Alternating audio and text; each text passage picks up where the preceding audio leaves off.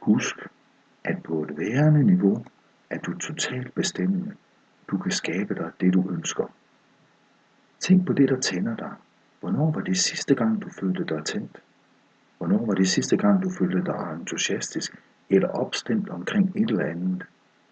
Hvis du kan svare på disse spørgsmål, så har du nogle kraftfulde svar på, hvad du virkelig ønsker dig. Hvis du svarer, at du næsten aldrig føler dig tændt, så lever du i fornægtelse. Når du har frihed til at vælge, hvordan bruger du så din tid? Er der en eller anden aktivitet, der holder dig interesseret? Hvad er årsagen til, at du laver denne ting? Så giver det dig et hint om, hvad du virkelig ønsker at lave. På den anden side, hvis du finder dig selv med en masse fritid, bare sover, dagdrømmer eller ser tv, så er det et meget godt tegn på, at du ikke er tilladt dig selv at opleve det, du virkelig ønsker dig. Hvis du var frigjort for alle praktiske og finansielle udfordringer, og hvis alle muligheder var åbne over for dig, hvad ville den første ting, du ville gøre så være? Og hvad ville den næste ting være, du ville gøre? Og hvad ville du gøre, hvis det her skete i dit liv? Dette spørgsmål kan blive sjovt, fordi det kan hjælpe dig med at gøre dine fantasier bevidste. Måske du endda har en fantasi, som bliver ved med at komme tilbage. Tag et kig på disse fantasier og vælg noget. Du kan altid ændre det, hvis du ikke kan lide det. Du er kun forpligtet til det, så længe som du ønsker at være forpligtet til det. Så tag et valg. Start med at skabe det, du ønsker i dit sind. Ha' den totale oplevelse i dit sind først. Føl den måde. Vær på den måde. Forestil det sker på den måde, som du ønsker, det skal ske. Det at sætte mål handler kun om at vælge. Målsætningen er at vide, hvor du vil hen. Sagt på en anden måde. Hvis du ikke ved, hvor du vil hen, så vil du sandsynligvis ende et andet sted. Hvis vi ikke opnår det, vi er i stand til at opnå, så er det fordi vores mål ikke er klart nok defineret. At skrive dit eget manuskript betyder, at du skal udvikle en klar, defineret handleplan, som er skabt til handling. Din succes vil blive afgjort af din handleplan. At skrive sit eget manuskript betyder også meget bogstaveligt, at din plan skal skrives ned. Den kinetiske handling vil ydermere lave et aftryk i din underbevidsthed. Din nedskrevne plan vil give dig mod til at gennemføre det og hjælpe dig med at fjerne forhindringer, ting der distraherer, forstyrrelser. Og den vil også virke som en styrepind for dine fremskridt. Du vil være opmærksom på, hvor langt du er kommet og hvor langt du mangler igen. Mange psykologiske studier har vist, at en persons motivation er på det højeste, når han eller hun har en klar måde at måle sine fremskridt på. Nedskrivning vil klarlægge tankerne og derigennem motivere dig til handling. Det forstærker dine forpligtelser til at opnå det, du ønsker. Det minder dig om dine muligheder, hver gang du genlæser det, du skrev, og så vil du blive mindet om, hvad du ønskede, og hvorfor du ønskede det. Du vil få stor belønning ud af at gøre dette. Du vil også spare energi, fordi du altid ved, hvor du har været, hvor du er, og hvor du skal hen. Og når forhindringer kommer i vejen, så vil den nedskrevne plan hjælpe dig med at genoverveje og komme tilbage på sporet. Freud sagde, at mål skaber frustration og nervøsitet og var imod sådanne specifikke mål. Viktor Frankl sagde på den anden side, vi kan ikke leve uden mål, fordi mennesket i sin natur er målorienteret. For mit vedkommende mener jeg, at de begge har ret. Den største fejl, mennesket kan gøre, er at sigte for højt eller acceptere for meget for hurtigt. Ser du, jeg sagde ikke, at du ikke kunne få det hele. Jeg foreslår mere, at hvis du vil være en tennismester, så er det muligvis en god idé først at lære, hvordan du holder på catcheren, og hvordan du slår bolden over nettet. Som mål er ikke løfter, men forpligtelser. De er ikke ønsker, men visioner. Vi håber ikke, vores drømme finder os. Vi finder dem. Mål starter ikke i hjernen, men i dit hjerte. Vi bliver ikke 100% forpligtet til vores mål, før vi er helt klar over fordelene. Det er sikkert det vigtigste og største skridt i at sætte mål. Hvis du arbejder i et job, eller du er i et forhold med en, eller hvis du prøver at forøge din indsats i livet, og du ikke er sikker på, hvilke fordele du vil få, så vil du have svært ved at få den nødvendige entusiasme, vedholdenhed og dedikation. Når du ikke er sikker på fordelene, så vil det være svært at dedikere sig selv til noget. Det at sætte mål hjælper dig med specifikt at identificere fordelene, som du vil få ud af din indsats eller den indsats du bruger.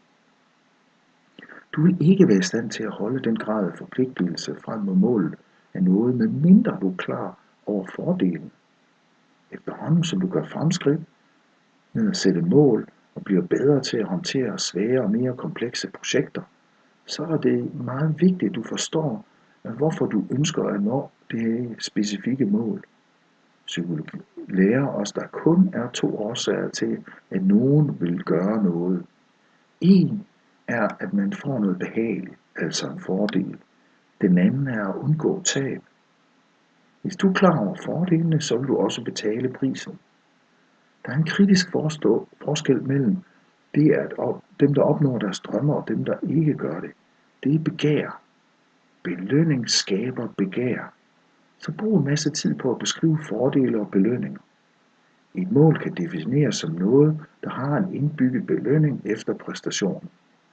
Hvis dit mål ikke har en indbygget fordel, så har du ikke et mål. Hvis ikke du har nedskrevet en plan, der heller ikke indeholder nogle klare fordele eller belønninger efter virkeliggørelsen af dit mål, så vil du savne den mest vigtige ingrediens. En motivation til handling.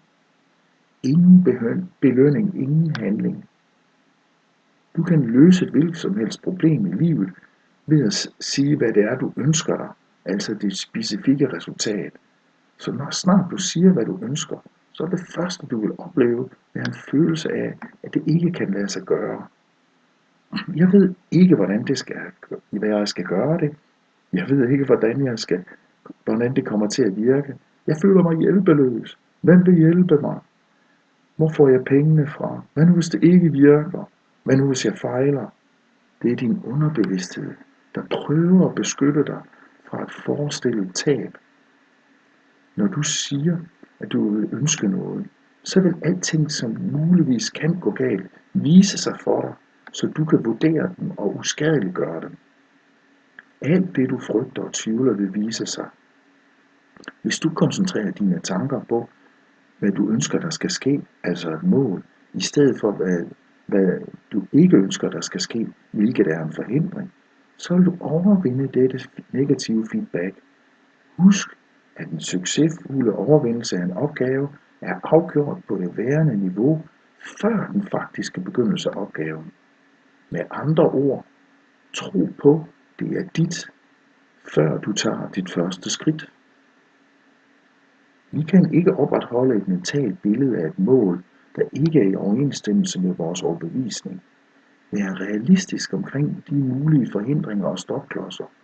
Spørg dig selv, hvilke omstændigheder eller forhold kan forhindre mig i at opnå mine mål? Dit svar på dette vil vise, hvad du skal overvinde for at få det, du ønsker. Nogle forhindringer og stopklodser er måske simple, og nogle er måske mere komplekse. Mange mennesker gør ikke dette, fordi de tror, at det er negativt at fokusere på forhindringer og stopklodser. Men det er vigtigt, at du forstår, at du ikke vil komme derhen, som du vil, før du kender til, hvem og hvad der forhindrer dig i at opnå dine mål. Så skriv dem ned. Lav en liste så komplet som muligt. Nogle af de forhindringer vil løse sig selv uden din opmærksomhed. Den største fejl, mennesker kan lave ved målsætning, er at overse forhindringer og stopklodser, før de begynder at arbejde hen imod deres mål. Du er måske ikke opmærksom på dem alle, men jo mere forberedt, jo nemmere er det at håndtere dem. Efterhånden som du fuldfører denne proces, er det naturligt at blive lidt modløs.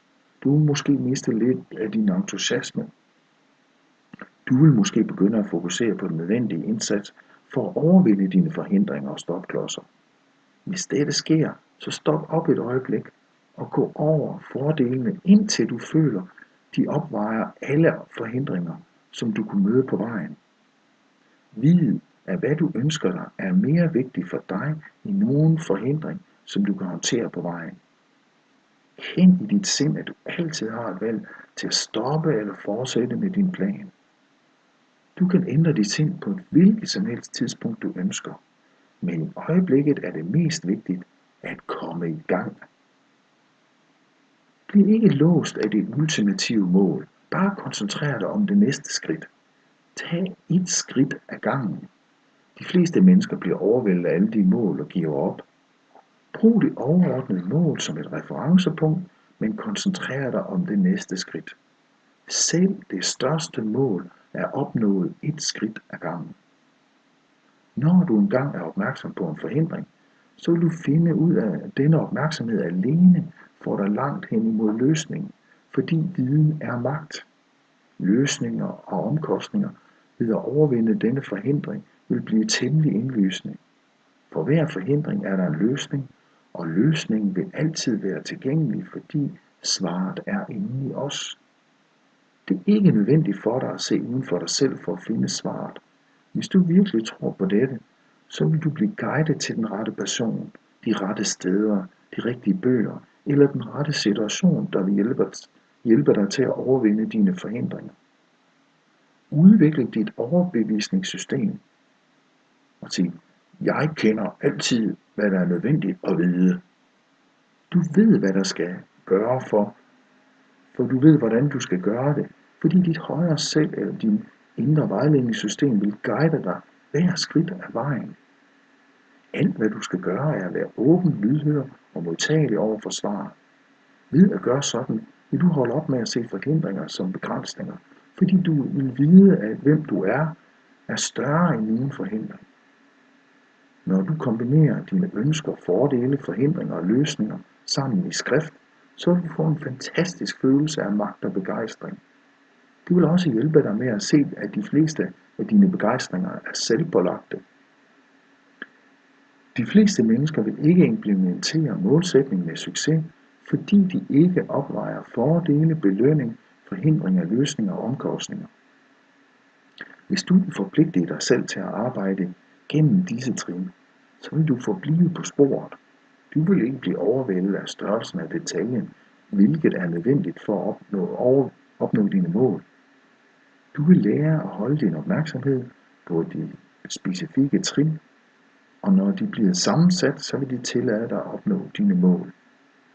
En primær faktor i at være god til at bruge mål er positiv feedback. Uden positiv feedback vil du ikke fortsætte med at bruge mål.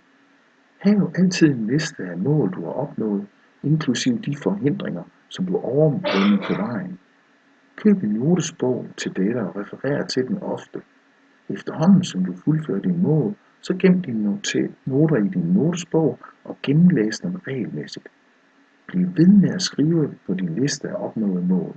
Hver gang du ser på denne liste, så vil du samle mere selvtillid i din evne til at opnå det, du ønsker dig, gennem denne proces, jeg lige har gennemgået. På overfladen kan det virke som en masse ekstra arbejde og en større indsats. Men jeg kan fortælle dig, at det er et meget større arbejde, en meget større indsats at gå igennem livet og ikke have de ting, som du virkelig ønsker dig. Lad dig ikke blive narret af enkelheden i denne proces og undervurder ikke kraften bag dette.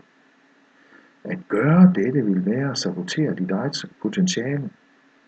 Nedskrive dine egen manuskript og følge op med handling er en vane, der vil belønne dig resten af dit liv.